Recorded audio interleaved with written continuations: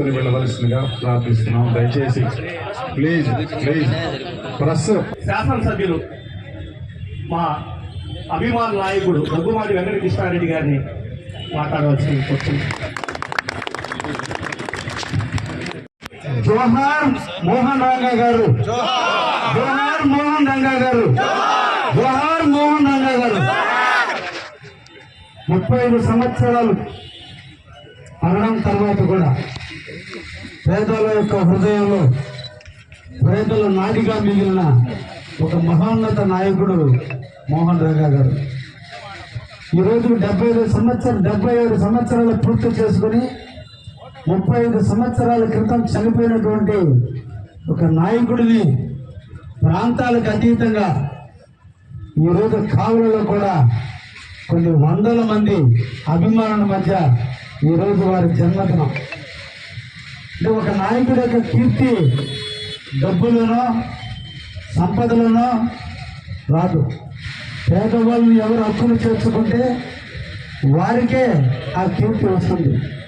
దేశ స్వతంత్రం కోసం పోరాడిన గాంధీ మహాత్ముడు ఒక పేద బడుగు బలహీన వర్గాల కోసం, ఇళ్ల స్థలాల కోసం, పట్టణంలో నివసించేటువంటి నిరుపేదలకు ఇళ్ల స్థలాలు ఇవ్వండి అని పోరాడుతూ అసూలు బాసిన మహోన్నతుడి వ్యక్తి మోహన్ రంగా గారు.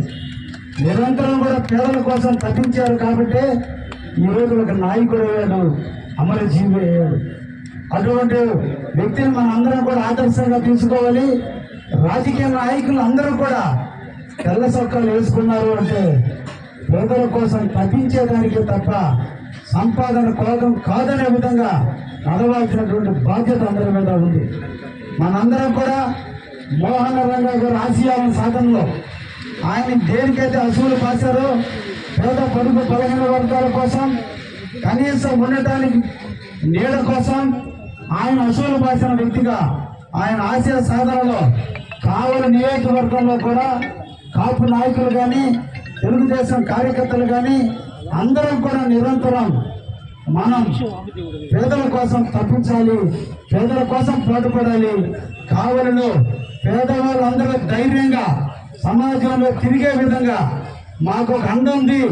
మాకు ఎక్కడ అన్యాయం జరిగినా కావలి తెలుగుదేశం, కాపునాడు అందరూ కూడా అండగా ఉంటారనే విధంగా మీరు మేము కలిసి కావాలని బాగు చేసుకుందామని చెప్పి ఈ సందర్భంగా కాపునాడు నాయకులందరూ ఆహ్వానిస్తూ ఆయన ఆశయ సాధన కోసం మీరు విగ్రహ ప్రతిష్టను ప్రారంభించాలని తక్కువ టైంలోనే తీసుకుని పూర్తి చేసినందుకు ఆ కమిటీ సభ్యులందరినీ కూడా పేరు పేరున ధన్యవాదాలు తెలియజేస్తూ, తప్పకుండా ఏ పేదల కోసమైతే తన అసూలు పాశాడో పేదల పక్షపాతిగా ఉన్న నాయకులను తీసుకొచ్చి, రాష్ట్ర నాయకులను తీసుకొచ్చి తొందరలోనే వారి యొక్క కాంస్య విగ్రహాన్ని కావలి ప్రజలకు అంకితం చేస్తారని కూడా ఈ సందర్భంగా తెలియజేస్తూ, నిరంతరం కూడా విగ్రహ ప్రతిష్ఠ పెడుతున్నామంటే అర్థం సందర్భంగా తెలియజేస్తూ, మీరు మేము అన్ని కులాలు మతాలకు సంబంధం లేకుండా కావాలని అభివృద్ధి పరిచే దాంట్లో నేను ఒక యజ్ఞంగా తీసుకున్నా.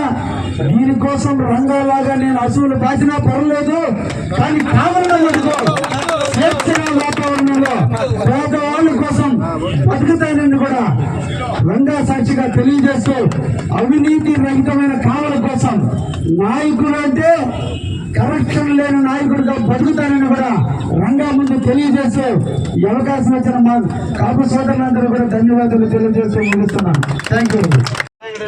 అదేవిధంగా ఈరోజు రంగా గారి జన్మదిన సందర్భంగా రంగా విగ్రహ గౌరవ అధ్యక్షుడు నరహరి వెంకటేశ్వరరావు గారు ఎమ్మెల్యే గారి చేతుల మీదుగా సాల్వాతో సన్మానం.